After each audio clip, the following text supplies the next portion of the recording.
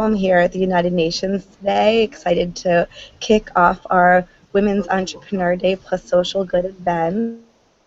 We have amazing connectors and advisors from all over the world who are part of our Plus Social Good network, who are amazing innovators themselves who are joining us today for a conversation. There's increasing recognition that women entrepreneurs are the new engine for inclusive and sustainable growth. They're the stars of the economies in developing countries, and they're creating change in their communities and beyond all around the world. I personally have a business of my own, so I'm an entrepreneur myself. And I really think that being an entrepreneur just teaches you different values about working with other people and trying to create change through the development of innovation and new solutions to old problems. So today we're excited to be joined by Abby Jung, co-founder of Synergy Social Ventures, who's based in Hong Kong in the U.S., Noah Gaffney, co-managing director at Global Tolerance in the UK, and also stateside, Shariha Khalid, founder of Scope Group in Malaysia, Aurelie Saver, founder of the afactor.org in Spain, Carolina de Andrade, social innovation manager at ICOM Brazil, Hazami Bermuda, consultant co-founder of Mubarada Arab Empowerment Initiative in the USA, and Maria, who's founded Rappler. So I'd love to kind of hear from you guys initially a little bit about what it is that you do and why you think empowering women entrepreneurs is an effective way to create long-lasting solutions to both local and global problems.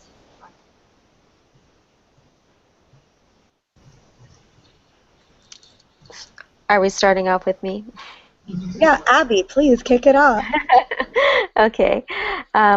Yeah, sure. I'd love to share a little bit about why I think supporting women entrepreneurs is an incredibly effective way of creating impact in the world. To start off with, for my organization, it's called Synergy Social Ventures, and it supports early stage social ventures all over Asia. And we work directly with them, providing financial and non-financial support.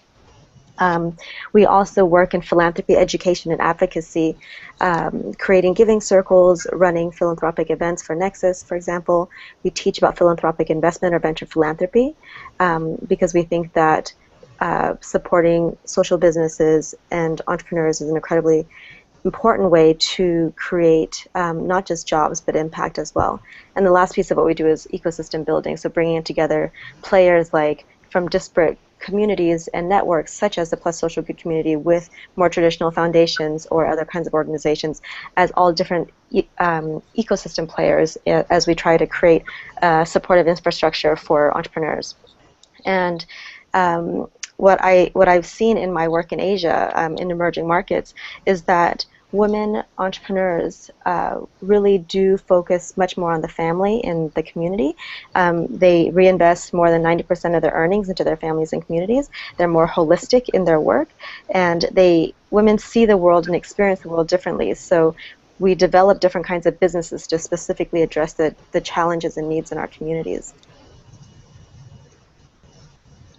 Absolutely, and I think touching upon both the developing and the developed world, there is a serious gap of women fully participating in the workforce in the same way that men are, and part of that is obviously cultural, part of that is genetic, right? We have to take care of kids at some point, and so entrepreneurship offers a really exciting opportunity for women to really make their own impact on the world and on their own terms. I think we've recognized that most businesses today, large corporations, were built on an industrial revolution model where people learn to go to a factory and operate, from a certain time of day to a certain time of day and clock out.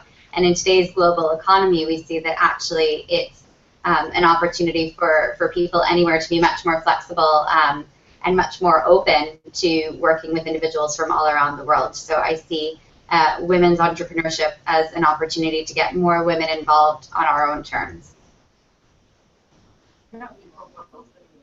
Awesome.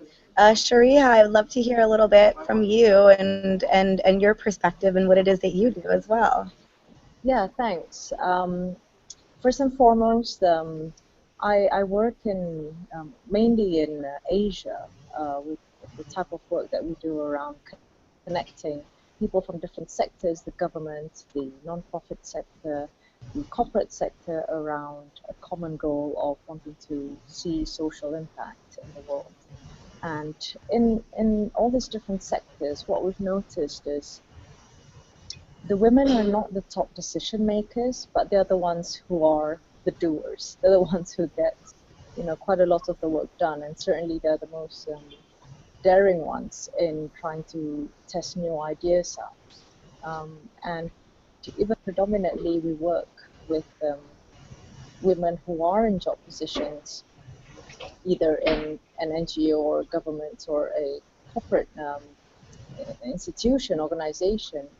We find that they're the ones who try to reach out to those who are outside of the formal sectors, yeah? People who are working in the informal sector. Normally, the connections that we've seen in this work that we do, especially in working with marginalized populations, it's normally women who instigate those connections, the reach out. One thing that we find having more women in entrepreneurship positions is that they're able to bypass some of the sort of the ceilings that they face working in the corporate sector or in the public sector, because they're their own boss, and because they're able to make their own decisions, I think it's much easier for them to be able to push forward the causes that they are supporting. So for this reason, we work, we run an incubator and accelerator as well for change makers who want to create impact regardless of where they are, whether they're an entrepreneur or whether they're in an organization, as in a corporate or a government organization. And what we do is we have a special program that we connect with the GBG women group, the Google Business Groups women, so that these people who are working in organizations can meet like entrepreneurs who are out there already using technology and doing stuff, being bosses themselves, and trying to get them to learn from each other. And we find that having this kind of women supported networks really helps some of those who don't normally get given these opportunities. Yeah, so for this reason, I think having this conversation today is really important, because each one of us, we're doing very different things, but also all very connected, not just by our gender, but our passion for social impact and using technology. So yeah, I hope that this will be the beginning of many more conversations, about the importance of involving women in entrepreneurship. I think it's such a good point that you bring up, that especially the networking piece, which is essentially what we're all doing at this moment. We're all based all over, but because it's Women Entrepreneur Day, we're all coming together for a conversation, and I think women tend to support each other really well and empower each other and share learnings. Like, we're all each other's mentors, right? And we all learn from each other, and whether it's lessons or failures. Yeah, exactly. So, Aurelie, we'd love to hear from you and your perspective, and what are you doing, and we're excited to have you as part of this today. Thank you. Can you hear me well? Mm-hmm. Yes? Okay. So, yes, I work actually with women entrepreneurs in really different places. I work through the tool of storytelling, mostly. The idea being that I help women entrepreneurs find the reason why they do what they do, right? What is their true motivation? What is the meaning they find through their project, their organization? Because most of the time it goes beyond just a very objective project. There are really deep reasons for doing what they do. So I help them change the narrative as well about themselves and about their own project, to empower, to give them more voice, more visibility through communication skills. So that's what we do, and it's really funny to see the different culture approach, right? I was in Brazil not so long ago, and women entrepreneurs do speak a lot in Brazil. They love to tell their story, much more than in France, for example, or even in Spain. So it's really interesting to see the different cultural approaches. And the shyness, no, when it's time to put you forward or to talk about yourself, about what you do, we mostly tend to be more in the background or more invisible. So I really push women to speak more, speak even in family dinners or companies to let their voice be heard. Yeah, that's what I do.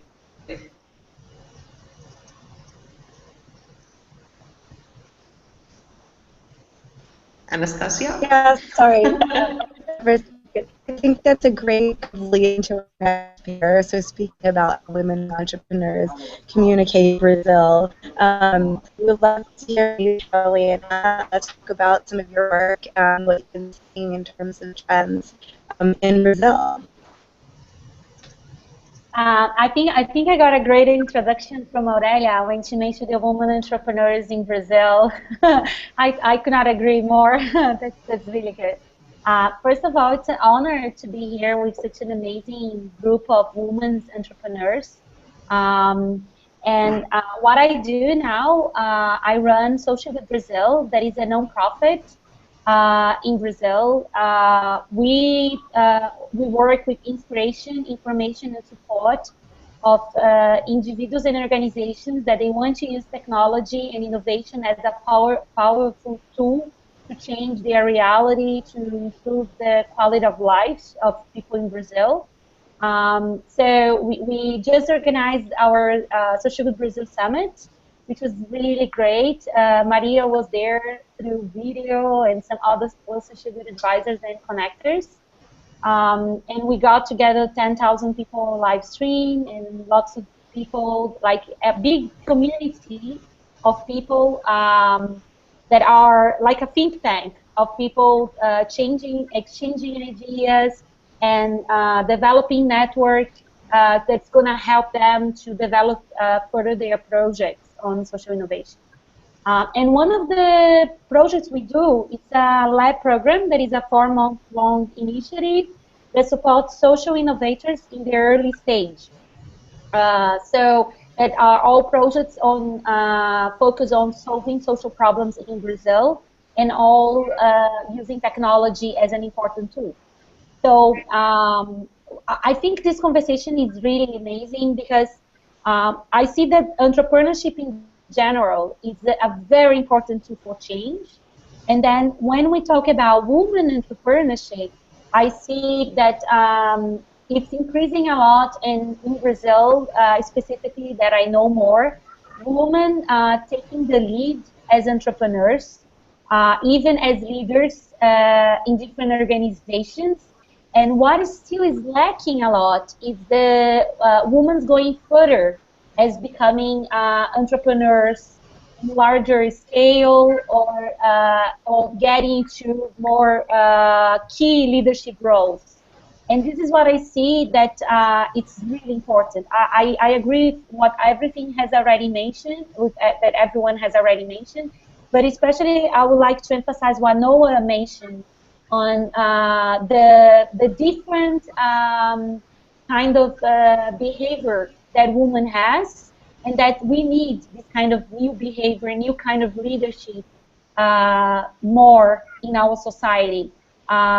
Because what I'm thinking about is different kind of decision making, different kind of way of driving change in things we really need big changes to happen.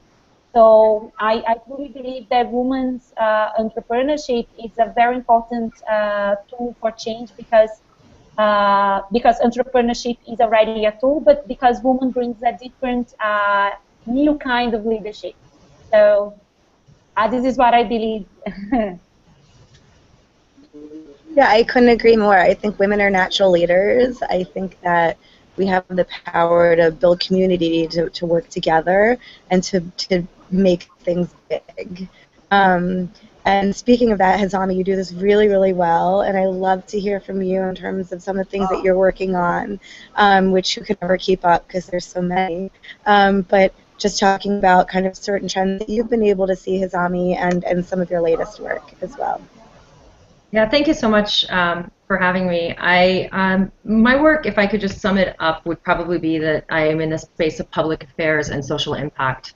A lot of the work that I do has to do with building strategies to think about how do you engage stakeholders across the board on thinking about creating solutions to societal problems while engaging government, engaging business, engaging people, and oftentimes I feel marginalized communities who oftentimes don't have seats at the table in helping create programming that impacts their communities or impacts their livelihoods. So I think one of the biggest things that entrepreneurship has allowed us to do is to unlock potential. And it's to really shift the power dynamic to allow people to realize that every single person can be an innovator. Every person can be ultimately has the tools and possesses the tools to unlock potential that can not only transform their own lives but the lives of their communities. I know that the term entrepreneurship in a lot of emerging markets is something that's relatively new. I personally hail from the Middle East. I'm half Syrian, half Palestinian, and I oftentimes laugh when people say entrepreneurship is just now happening in the region. Innovation and entrepreneurship has been a core part of our cultural heritage for so many years, just packaged and branded with a different name and not quite called entrepreneurship. I think what's happening now that's become effective is there is more collaboration that's happening on the international level with diaspora communities investing more into trying to empower their local communities, with companies realizing that through CSR they can not only help grow a community but they can grow their business. I think countries and governments are realizing that you can no longer ignore and marginalize voices of young people who want a voice at the table, which we saw, with the Arab Spring and the revolutions that took over the region. People not only found their voices, but found access to tools to help drive change in their communities through these tech tools that are now, a dime a dozen in the market. There's so many ways to coordinate and strategize and build partnerships with different entities. So I think, looking at the role that women play in this all, the famous saying that necessity breeds innovation, you look at a market like Saudi Arabia, which is one of the most closed-off communities for empowerment of people as it's perceived internationally, whether or not that may be the case. But you also have the deepest and the biggest Twitter penetration in countries like Saudi Arabia. So people are finding alternative ways to have a voice. Entrepreneurship among women in the Middle East is not only growing, but it actually exceeds that of women entrepreneurs here in the United States. And so the statistics, if you actually look at them, are quite baffling because you are seeing that with innovation and with entrepreneurship and with technology, boundaries and barriers are no longer an issue, whereas before you had visa regulations and it was hard for women to maybe travel or to access funding, which there are still a lot of barriers that exist, but we'd have access through technology to tools that enable people to do online businesses, that enable people to connect with mentors in different geographies and different demographics, enables women who may not have a support community to find that some support community in the virtual world without having their identity necessarily revealed. So I feel like there's a lot more that needs to be done to empower women, but that technology has enabled and facilitated us to not only more effectively communicate with one another, but to unlock and motivate more people to unlock their own potential and figure out how we can collectively leverage each other's resources together for a shared vision of social development. I think it's a great point. I think technology and innovation play a huge role, even if it's just because a percentage of businesses that women are starting have to do with creating new apps or connectivity or creating a solution to a local problem. Maria, I'd love to hear from you. You've been able to take something and completely make it enormous, and I think that what you do also, by leveraging media and it gives a platform for many emerging voices and entrepreneurs as well. So I'd love for you to tell everybody about some of your work and some of the trends that you're seeing. So it's fantastic. Well, first of all, I'm the last, so I agree with what everyone said. It's you've exposed everything, and I think the only thing to add to Hazami, I think it's yes, technology, empowerment, but the entrepreneurship then brings independence, and financial independence is critical for any of the social issues that we're dealing with in each of our countries. I'm probably the eldest person in this group, so I've been a journalist for 30 years. And I spent 20 years with CNN and 6 years with the largest media group in the Philippines, until I found out that this is such a time of disruptive change that it's easier to start with nothing, to start from scratch. And that's what Rappler is, and then build it from there, given the new tools that we have. And I think part coming from the Philippines is that in many ways, women are, we're in a good place in that country, but it's the women themselves who have to shift our values in order to move forward even further. What do I mean by that? We've had 2 female presidents. In journalism, of all the print and television organizations, they're headed by women in the Philippines. So we can structure the narrative, but there's a lot more to do. And in order to do that, now as an entrepreneur, I'm trying to shift the dialogue by looking at how journalism is changed by technology, and how journalism, inherent in its definition now, is not just telling stories, but you can actually move people to action. On Women's Entrepreneurship Day, it's a way of looking at stories that will revamp values that can lead to change.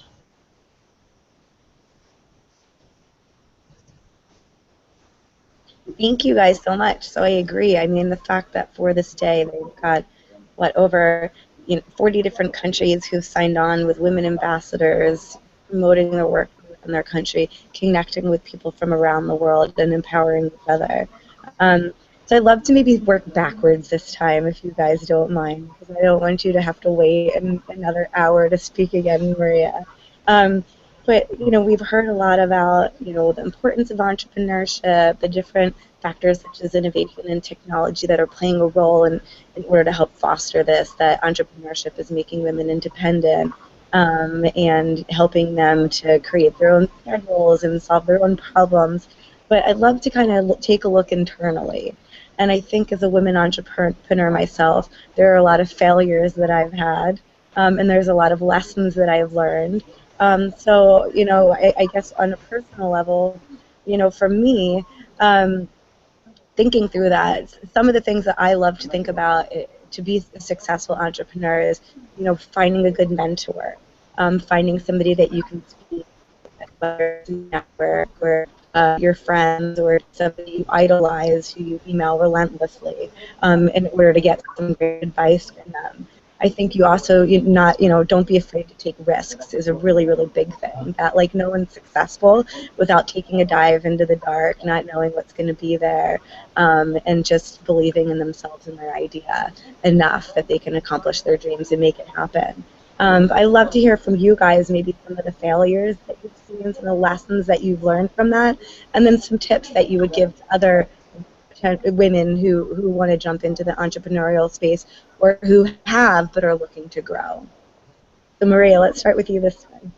So I'll throw in something from the tech world, which is the world is moving so fast that even that definition of failure. In the tech world, they always say fail fast, fail forward, fail better. So you expect to fail because if you've never done it before, you're not going to be stellar. Maybe you will be, but you don't know. So try. If it doesn't work, try again. Try again until you get it. It's looking at what those definitions are, and I think this is a perfect time to realize that you can make your own definitions. Great. I think I'm gonna. Sorry. Yeah, no, I just quickly, I'm realizing we have 5 minutes yet, so maybe if each of you just pick one of those things, like a failure, a tip, in kind of like a tweet-sized form, and so that way we can make sure to give everyone a chance to talk. So my first business failed, and that was a very painful process. I started a social network for women in 2005. and the business failed, but I learned so much from it that I was able to build a career out of a failed business. And when I went back and I built a business a second and third time around, I'm taking those learnings with me. And so it's really about, you know, we learn so much from our failures, and as Maria said, it's really about embracing it and failing forward. So what can I learn that will make my next business better? And not to be afraid of failure as well. I think in the States there is a culture of embracing failure that hasn't made it to the rest of the world, but it's a really important thing to embrace no matter where you are. I agree with that. I guess I'll just go down the order. I think some of the biggest challenges, and this is me just being very personal also, is overcoming imposter syndrome that we have as women, and we tend to always question and wonder why we are achieving certain things, and why me, and do I deserve this, and am I worthy of it? And I think it's something that we need to have more honest conversations among women entrepreneurs and support groups to address. I think the other real big thing that I've learned along the way through failure are three things. Number one is be you. I think a successful entrepreneur and a successful business oftentimes reflects a genuine person who goes at it and takes risk through faith. I think having faith and really being genuine to who and what you are is one of the core issues that I think my advice to anybody else who wants to be an entrepreneur is ultimately.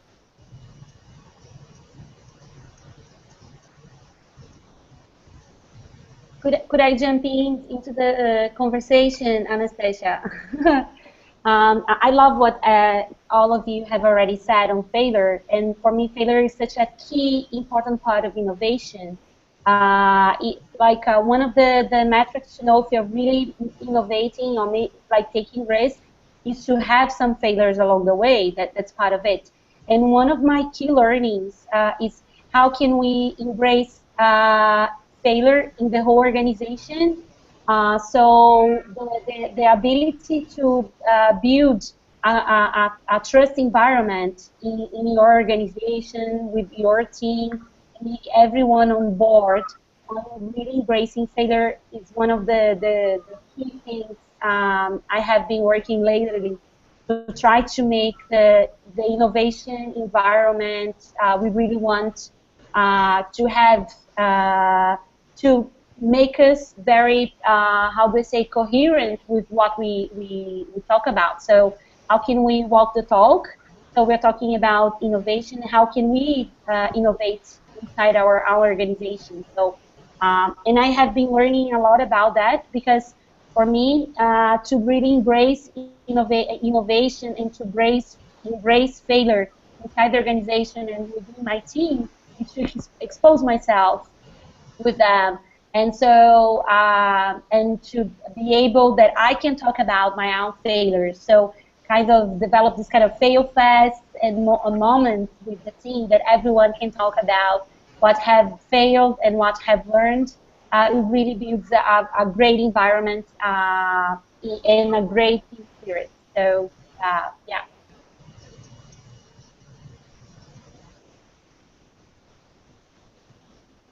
For the sake of not having radio silence, I'll jump in right now before already. No, I was just wanting to say that failure means different things to different people, yeah, in different contexts. And one of the things that I found as an entrepreneur, having worked prior to that, I was an employee for 8 or 9 years, and then before I became an entrepreneur, was the concept of failure when you're an employee is so different to when you are an entrepreneur. And I think that's the beauty of being in entrepreneurship. You can define what failure means for you and how you're going to learn from it. And also another thing that I learned, having worked in Europe and